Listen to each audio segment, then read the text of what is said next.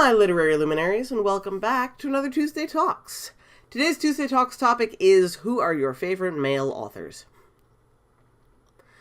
I don't like questions like this. I mean, for much the same reason as, what's your favorite book? What's your favorite genre? I feel like there's too many. I do the same thing when people ask me about, my favorite actors and actresses and whatnot as well. But I've come up with some. I've got 4 names to share with y'all. Next Tuesday, if you are curious, will be favorite female authors, so I'm not leaving anybody out here. But I don't think a lot of these should come, I think maybe 2 or 3 will not come as a surprise. The last one might. Of course, I'm going to start the list out with Chuck Wendig. Absolutely love Chuck Wendig. I love following his blog. I love talking to him on Twitter. I love everything he's written. He's brilliant, and I love him to death. And it's nice to see that an author with a sense of humor such as his manages to make it come through in his writing without making it sound like it's not him talking. Or like it is him, rather, that it's not his characters talking. Because that can be difficult. Just from what I've noticed in my reading and in my own writing, that can be a very difficult line to walk. And so I'm very impressed at how well that Wendig seems to do that. Connected to him on the list is John Scalzi, who I have just recently become sort of aware of his writing, and I've still only read one of his books. But he gets a place on the list mainly because I've had a chance to speak with him personally. Not for very long, but I went to a book signing. I own a bunch of his books now, so they're all definitely going to be read sometime soon. I think I've said somewhere recently that Collapsing Empire, his newest book, is very close to the top of my TBR. And I don't know, just a combination of how much I loved Lock-In, which is the book of his I've read, and what I saw of him at the signing put together. I just have a lot of respect for that guy, and he's super cool, and he deserved to be on the list.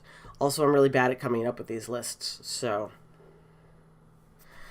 Next on the list is Elliot Wake, who previously wrote under the name Leah Rader. And Elliot will always have a place on a list like this for me because of Cam Girl. Because of how brilliantly personal Cam Girl can be, how much it really sort of shook me around. I didn't see a lot of it coming, and the pieces I did see coming, I wasn't sure how it was going to happen. Cam Girl spoke to me on a very personal level, and it's very visceral, and it's a difficult book. It can be a very difficult book to read, but it's a very important book to read. And I really, really, really recommend it to pretty much everyone. And just knowing the life that Elliot has come out of and everything that's led to him writing the books that he does, it makes his writing all the more powerful. And I couldn't write this list without putting him on there. I couldn't. But the last one I want to put is one that sort of a smaller name, not as big, not as whatever, and it's a more local author to me, and is someone that I've had a chance to speak to. Really fantastic guy. His name is Slade Grayson. Also, he has the coolest name on the face of the earth. And it's not a pen name. I'm really jealous of the fact that that's just his real name. But Slade's a fantastic author. I've got a couple of his books on the shelves. I still need to read a couple of them, but he's got a really, really interesting way with words. His characters are fascinating from the pieces that I've seen. And again, as a person, he's really awesome, very supportive of fellow authors, and I think that's very important, especially when, you're not with, one of the big 5 top publishers, you're not going to be repped by everybody on the planet. When you are sort of a lower tier name, shall we say, I don't think he's an independent author, which is why I'm not using that term, but, something more similar to that. It's important that you reach out to your fellow authors and that you make those connections, because no one's going to make them for you. And even in the big publishing, it's not guaranteed, but it's very easy to see some of the big names kind of go, well, I don't need your help. And maybe not, but we We all need to be friends. I grew up in the theater world, and it's very evident that in stuff like that, it's very easy to get competitive and say, no, I'm taking care of me. And it's important to take care of you, but it's also important to take, help support everybody else around you. And Slade does a really good job of that. So, not only is he a fantastic author, he's a fantastic person, and that's pretty much true for everybody that I've named so far. But there's probably 1,000 more authors I could say. I wanted to keep it just to these 4. Let me know who are some of yours in the comments down below or on Twitter at KRyanFrey.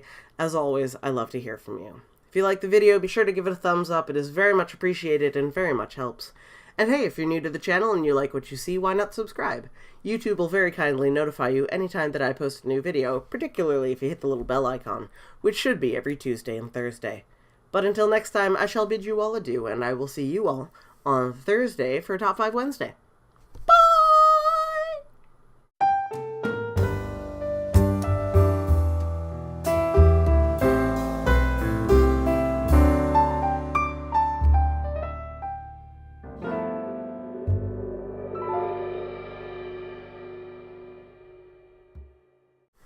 I really hate favorite lists. I truly do.